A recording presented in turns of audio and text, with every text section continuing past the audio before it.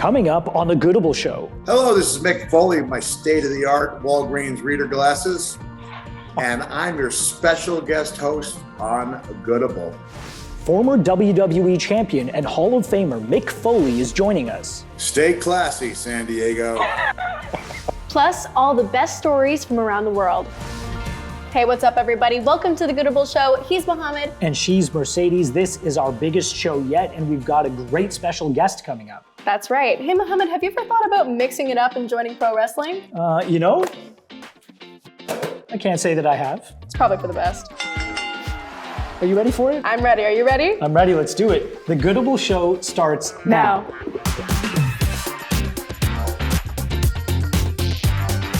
All right, you know what's coming up, but first, hit that subscribe button, get the notifications, and help us spread our love around the world. We're gonna get to Mick in just a moment, but before we do our top story, it looks like Ted Lasso might have some competition. In Canada, a hockey coach couldn't make it to his team's game, so they brought in a replacement. We'd like to introduce you to Coach Cal. Hi, this is my speech for tonight. Here we go. Legends are made every day, and you could be one of the greats. You were the chosen one. You were the years in the making. So today, we work hard, get back hard, shoot hard, spread out, pass hard. So get in there.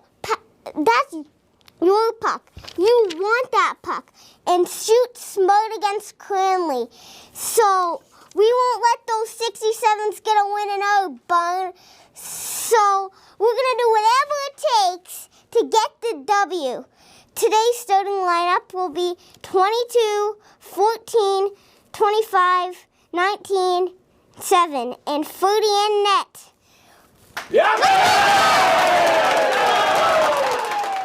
And if you had any doubts about whether or not the pep talk worked, well, the team won 3-2.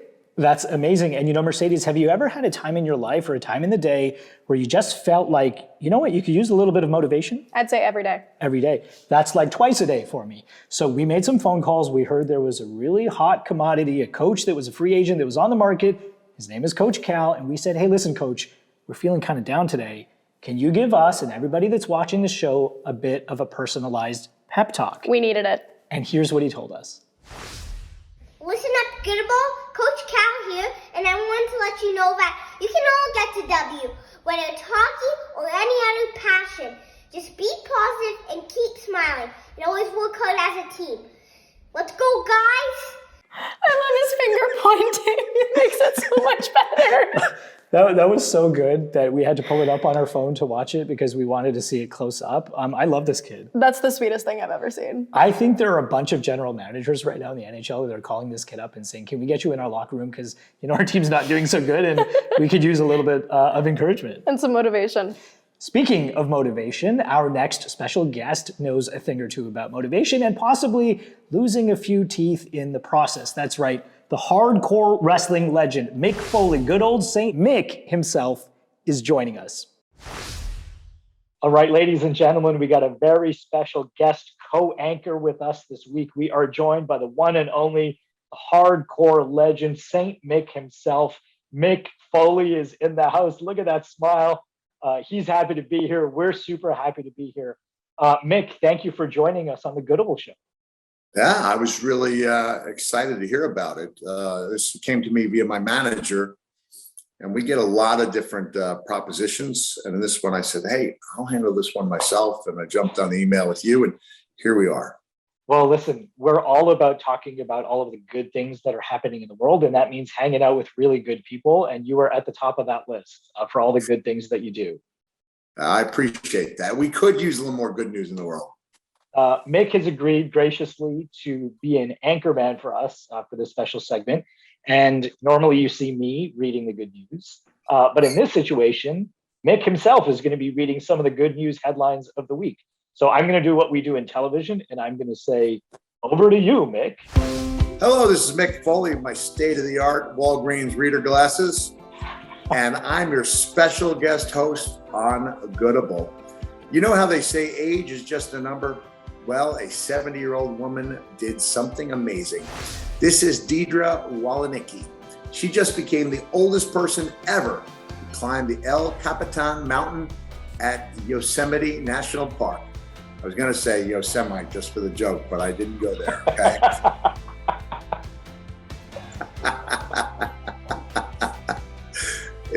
Sorry about that. It's one of the world's most difficult mountains to climb, and she did it all in just 13 hours. And the best part, she did it on her birthday. You ready for another one? Let's do it. I think you got another career in this. Next, we want to take you to Australia, where a company came up with a great idea to cheer kids up while they're in the hospital. It's called Super T.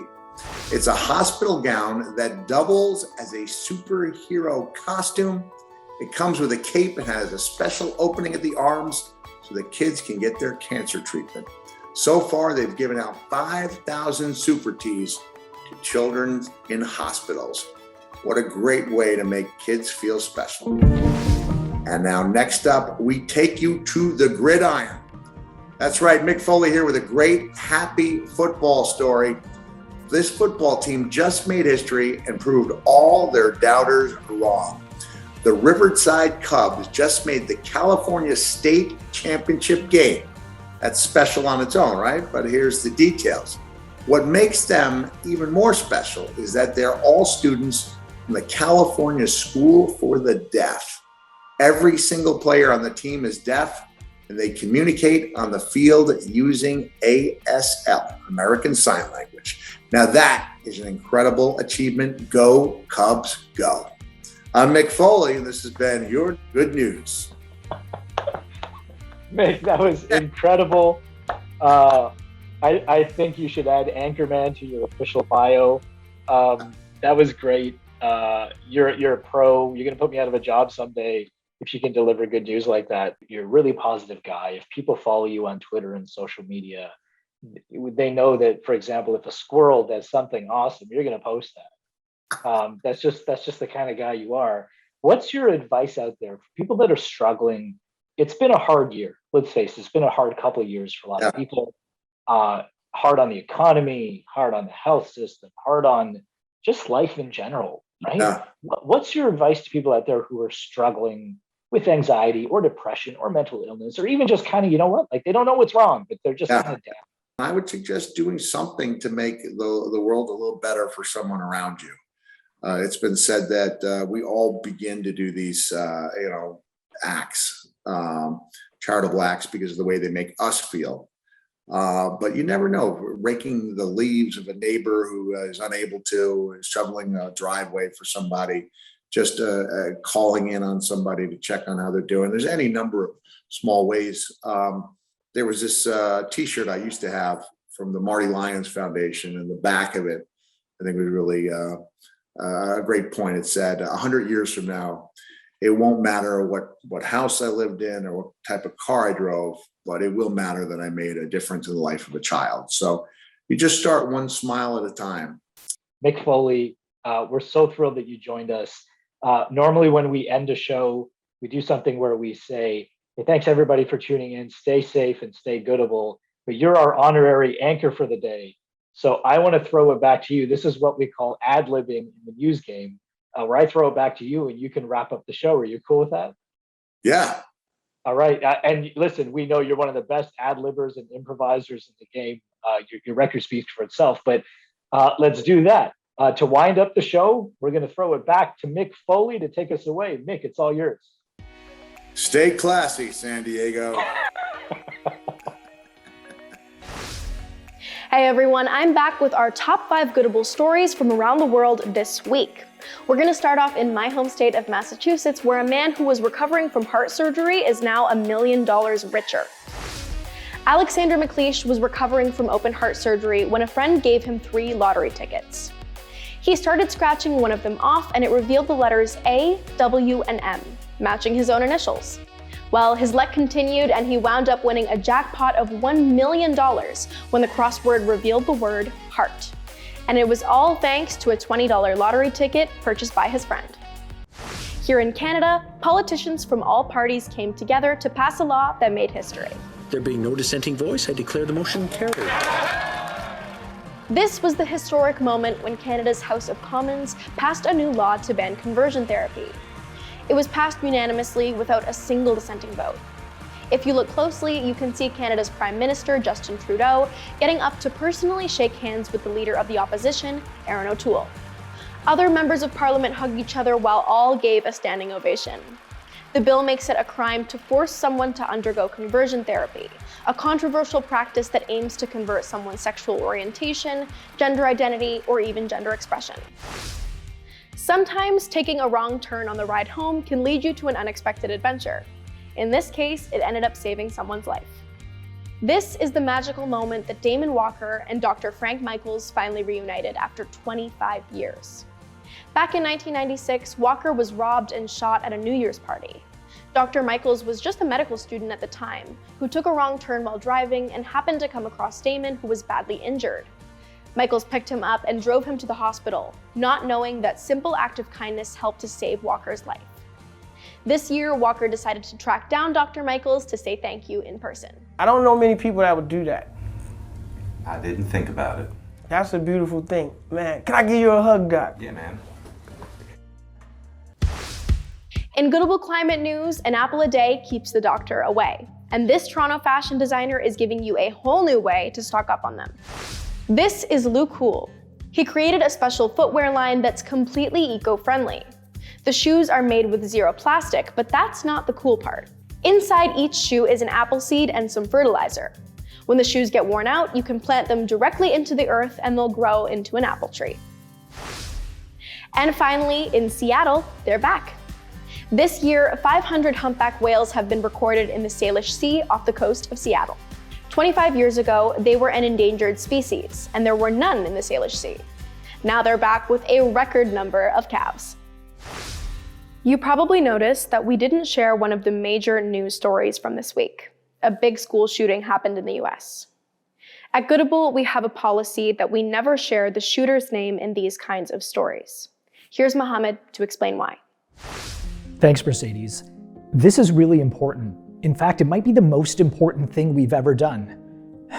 There was a big school shooting this week. You might have seen it on the news. It happened in Michigan when a student armed with a semi-automatic rifle walked into a school and opened fire. Now, if you think that's rare, it's not. There have been at least 29 school shootings this year and 470 mass shootings in total. Now, that's not around the world, that's not on an entire continent, that is specifically only in one country, America, the land of the free. And every time one of those school shootings happens, we see that shooter's name everywhere. It's on TV, it's on our headlines, it's in the mugshots, it's on court cases, it's literally all around us. It makes that shooter famous. But why do we do that? What if we never gave that shooter the chance to get famous at all? What if we denied them the one thing that they wanted the most, a chance to boast about what they did? What if we kept them anonymous? That means no fame, no glory, and no 5 minutes on television. And what if we did something else? What if instead we showed you all of the heroes who tried to stop them? Heroes like Tate Meir, a football player who rushed toward the gunman in Michigan and sacrificed his own life in his own school to save others. Or how about 18-year-old Kendrick Castillo from Colorado? He stood between a gunman and his friends and lost his own life in the process, becoming a hero. And in New Zealand, Naeem Rashid saw a gunman walk into his mosque. So he rushed to tackle him and lost his own life, saving others in the process. What if those were the headlines that we saw every day? Not this, or even this. Just imagine how different the world would be. At Goodable, we're not just imagining it, we're making it happen. And that's why whenever there's a tragedy like a shooting, we will never, ever, ever mention that shooter's name. Why should we make them famous for doing something wrong? We'd rather make famous the people who tried to stop them. Because we know, and you know, that there are so many more of us than there are of them. And it's time we showed that to the world. All right, that almost brings us to the end of this episode of The Goodable Show, but before we go, we want to take you to Long Island where there was a wedding that might make you want to get up and start dancing. Mohammed, are you the type of guy that gets up and busts a move, or are you sitting at the table watching? What do you think? Do you even get invited at all? I'm the guy that doesn't get invited to weddings. That's my life. That's my life. You can come to mine as long as you promise not to dance. It's a deal. It's a deal.